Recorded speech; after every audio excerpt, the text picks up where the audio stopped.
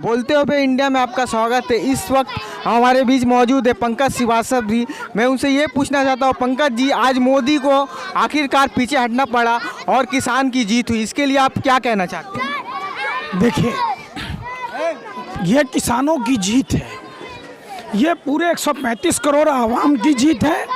प्रधानमंत्री नरेंद्र मोदी, जिस समय पूरा देश बंद था, 5 जून को ये काला अध्यादेश लाया, लोहे के सूल लगाए, पत्थर के बुलडोज़र लगाए, वो कोबरा वायर लगाया जो जंगली जानवरों के लिए भी नहीं लगाया जा सकता।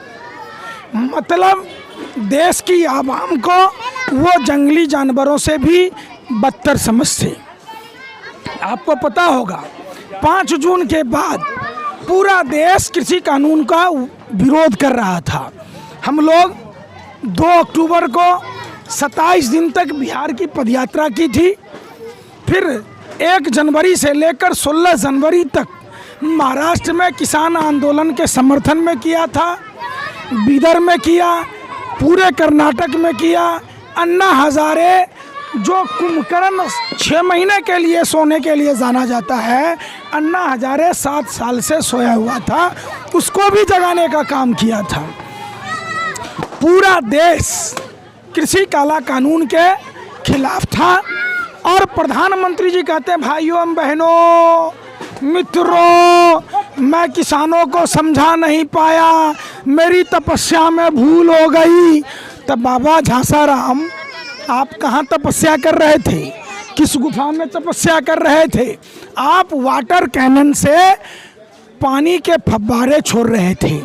आप और आपकी सरकार किसानों को गाली दे रहा था, भरुआ, कभी खालिस्तानी, कभी नक्सली, कभी पाकिस्तानी, तो पता नहीं क्या क्या कहा।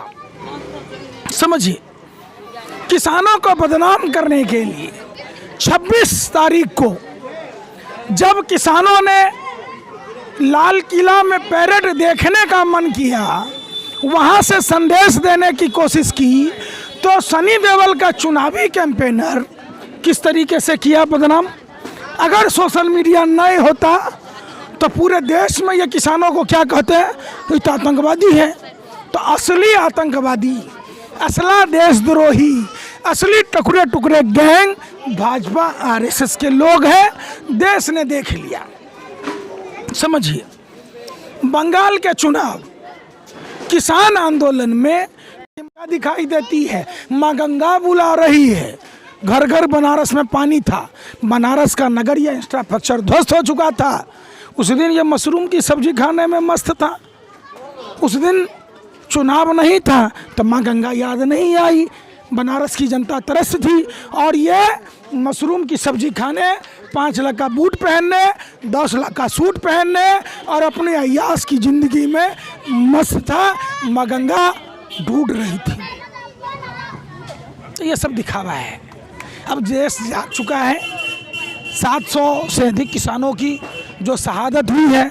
नरेंद्र मोदी जी एमएसपी पर बात करते थे जब गुजरात के मुख्यमंत्री थे, आप ही कातिल, आप ही मुंसिफ। अब आपको नहीं सुझता है? जब गुजरात के मुख्यमंत्री थे, आप एमएसपी पर कानून बनाने की बात कह रहे थे। फैक्ट्री से निकला हुआ सामान एमआरपी पर बिकेगा और खेत के खून पसीने से सींचा हुआ, उससे पैदावार जो खेत से होता है, उस अन्न पर एमएसपी नहीं बनेगा। तो अब क्या हुआ? आप प्रधानमंत्री न हैं, आप एमएसपी पर कानून बनाओ। आप 700 किसान जो शहीद हुए उसका स्मारक बनाओ। अगर माँ का दूध पिया तो है हिम्मत नरेंद्र मोदी में, किसानों का स्मारक बनाए कि मोदी सरकार में 700 किसान शहीद हुए। कौन करेगा? ये तमाम बातें पूछी जाती है। अच्छे, योगी जी के बारे में आप क्या बोलना चाहते हैं? योगी किसको कहते हैं? कितने साल से पत्रकारिता करते हो? अरे, आप रोटी खाते हो कि गोबर को च्यवनप्राश समझ के खाते हो? योगी किसको कहते हैं? बाबा किसको कहते हैं?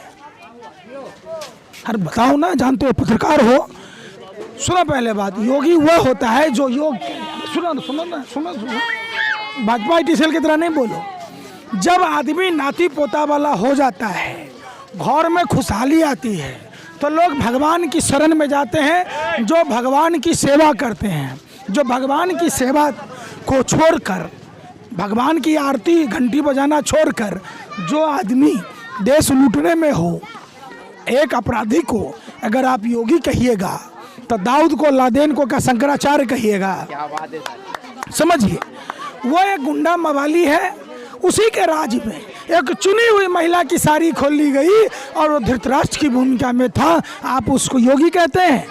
आप लोग हिंदू धर्म का अनादर कर रहे हैं।